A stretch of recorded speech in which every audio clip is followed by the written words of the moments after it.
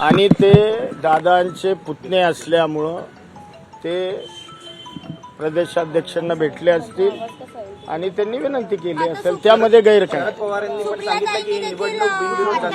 सुप्रियाताईंनी देखील आवाहन केलंय काँग्रेसच्या हायकमांडमध्ये की अशा पद्धतीने निवडणूक। हे बघा, पवार साहेबांनी त्यांची भूमिका सोशल मीडियाच्या माध्यमातून म्हणजे आपल्या माध्यमातून व्यक्त केली. सुप्रियाताईंनी त्या पद्धतीनं त्यांची भावना व्यक्त केली. रोहित पवारांनी केलेले हे कुटुंबाचा एक भाग म्हणून निश्चितपणानं त्यांच्या ज्या भावना आहेत त्या त्यांनी व्यक्त केलेल्या आहेत. पण सर, तुम्ही तुमची भूमिका मांडल्यानंतर हर्षवर्धन सपकाळ तुम्हाला काय नेमका शब्द दिलेला आहे? हर्षवर्धन सपकाळ सकारात्मक आमच्याशी बोलले आणि ते त्यांचे जे पक्षाचे राष्ट्रीय अध्यक्ष खारगे साहेब यांच्याशी बोलून ते या संदर्भातला सकारात्मक निर्णय घेतील अशी आम्हाला आशा आहे. पण काँग्रेसची फारच मनधरणी करायला लागली असं वाटतंय का? कारण 3 वेळा सुमित्रा पवारांनी केला, मुख्यमंत्र्यांनी केला.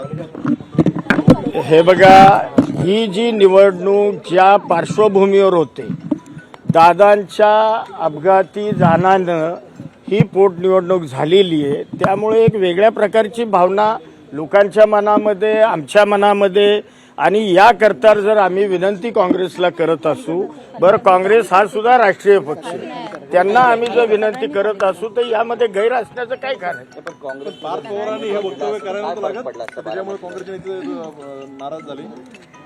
नाही, असं काही वाटलं. आणि या संदर्भामध्ये स्वतः हर्षवर्धन सपकाळांनी त्यांची भूमिका याच्यापूर्वी स्पष्ट केली. माघार घेतली जाईल, आता उमेदवारी माघार घेईल काँग्रेस, आणि किती वाजेपर्यंत? आम्हाला सकारात्मक निर्णयाची अपेक्षा आहे.